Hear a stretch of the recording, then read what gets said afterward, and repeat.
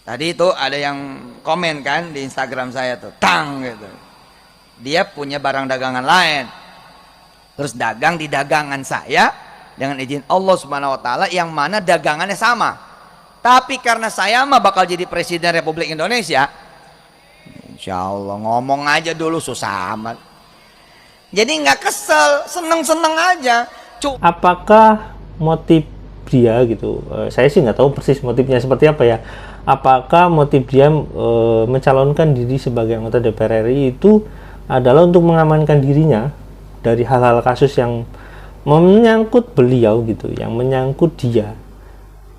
Saya nggak tahu persisnya, tapi yang jelas setiap orang mencalonkan diri sebagai anggota DPR udah pasti jelas dia punya motif, dia punya keinginan ya.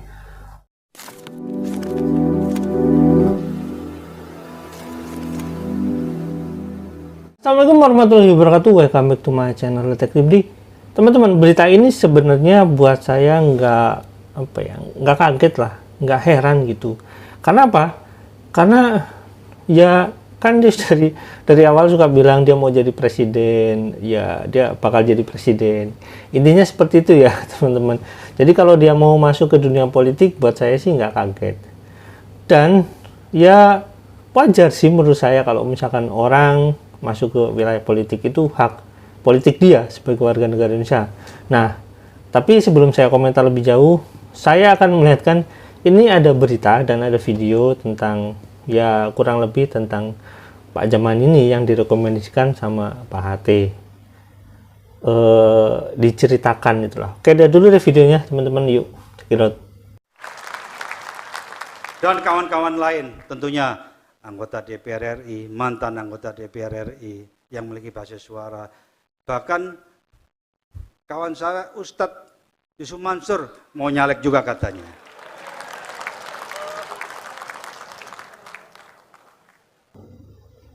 Ya, tentu saja berkawan ya. Kalau namanya juga ada kepentingan secara politis dan ada kepentingan juga secara bisnis. Kenapa saya katakan itu? Ya jelas, karena kan Yusuf Mansur bagian daripada orang yang berinvestasi di sana. Orang yang punya kepentingan di sektor ekonomi, sektor finansial di sana sebagai pemilik saham. Walaupun sahamnya mungkin saham publik ya. Saya kurang tahu persisnya detailnya seperti apa, yang jelas nilainya cukup besar. Oke, teman-teman, sederhananya begini.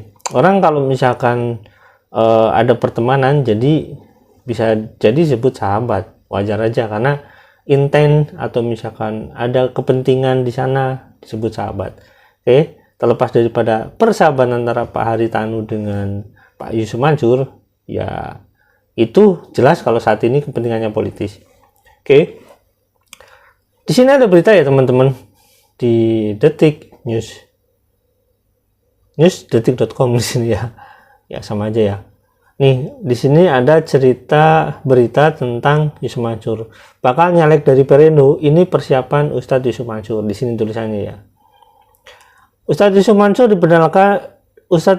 diperkenalkan Ketua Umum Perindo Haritanu Sudibyo ke Presiden Joko Widodo. Jokowi sebagai salah satu bakal calon legislatif Bacalek Pemilu 2024. Ustadz Yusuf Mansur mengaku masih mempersiapkan diri menerima petunjuk dan berdoa.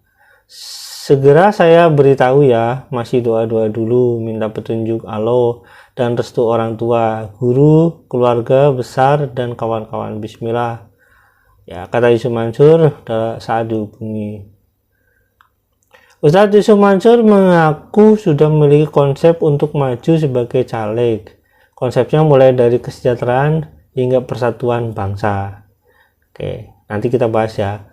Konsepnya jelas, soal kesejahteraan, soal naikin ekonomi rakyat, soal persatuan kesatuan bangsa dan keragaman dan kemajemukan. Saya senang, pas dah, tapi ya mau doa-doa dulu, minta petunjuk Allah dan petunjuk kanan kiri, termasuk dari daerah mana nanti berjuangnya bersama kawan se-Indonesia, ungkapnya. Yusuf Mansur mengaku sudah mempersiapkan diri dari sejak beberapa bulan belakang. Selain soal ekonomi dan persatuan, dia juga menyusun konsep untuk keagamaan.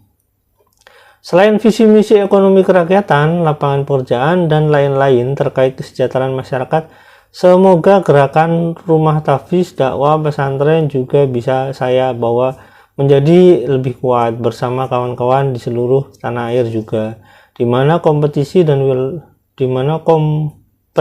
dan wilayah saya tepat di ruang lingkup ini, ujarnya. Dia menyampaikan siap diberi amanah di dapil manapun, di mana saja saya mah. Kan politik ini lapangan ibadah dan amal soleh, sajadah panjang, jadi di mana aja lanjutnya. Nah, di sini lanjut ke berita utamanya. Haritanu memperkenalkan Yusuf Mansur jadi caleg. Pernyataan itu disampaikan Haritanu perayaan HUT ke-8 Partai Perindo Inus Tower, Kebon Siri, Jakarta Pusat. Senin tanggal 7 bulan 11 ya, Presiden Jokowi menghadiri acara ini bersama sejumlah petinggi partai politik antara lain Ketua Umum Gerindra Prabowo Subianto. Dalam sambutannya, Haritanu mengenalkan para bakal caleg Perindo kepada Jokowi. Mereka yang dikenalkan Haritanu mulai dari anggota DPD RI hingga Ustadz Yusuf Mansur.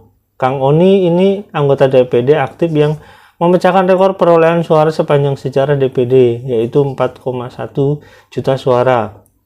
Anggota DPR RI, mantan anggota DPR RI yang memiliki basis suara, kata Haritanu. Bahkan kawan saya, Ustadz Yusuf Mansur, mau nyalek juga katanya, ujar Haritanu. Haritanu menyebut penentuan caleg-caleg Perindo merupakan salah satu strategi perjuangan partai. Ini semua merupakan wujud dari perjuangan kami, Pak, kata Haritanu. Oke, intinya sederhana ya teman-teman.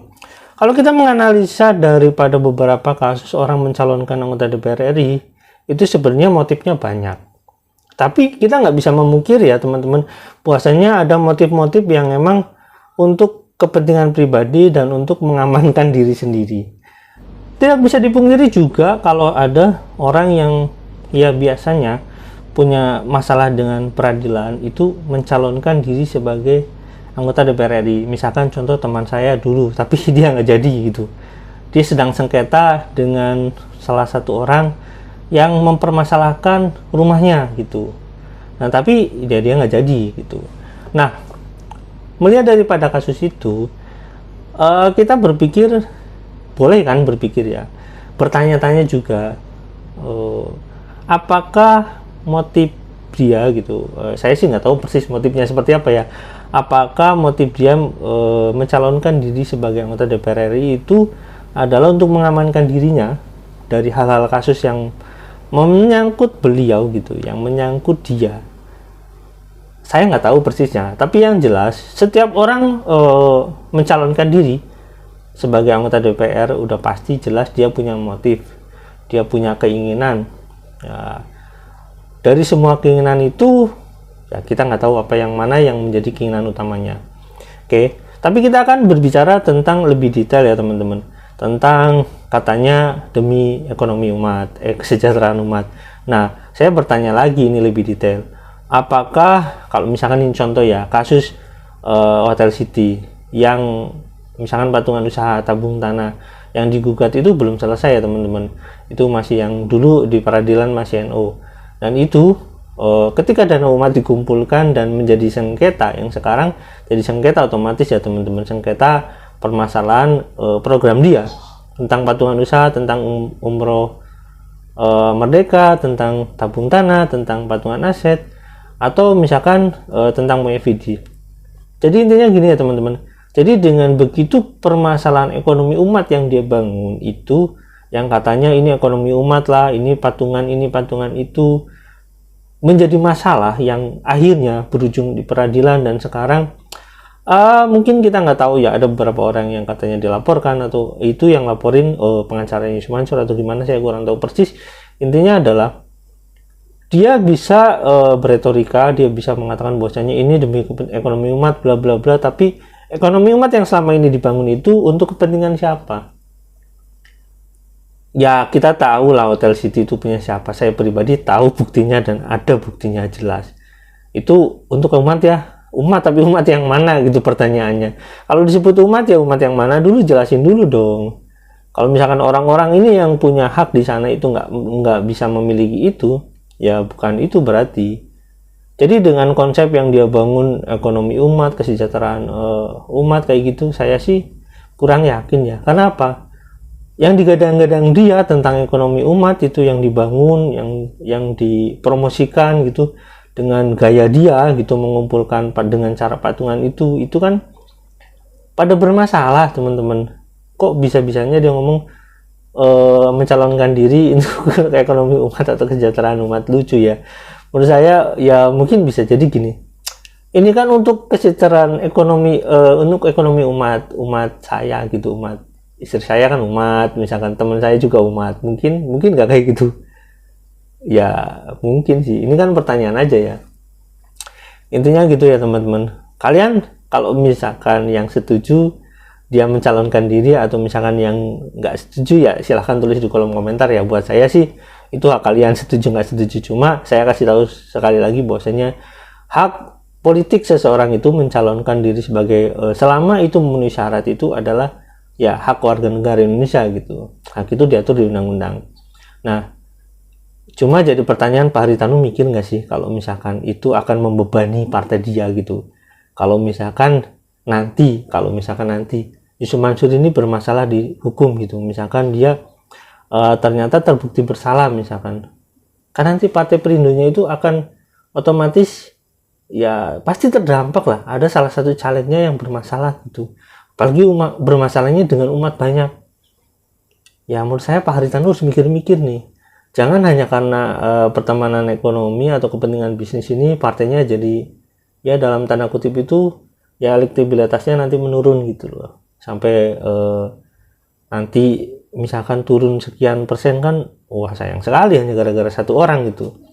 Oke teman-teman ya, intinya gini. Apakah teman-teman di sini setuju atau tidak setuju?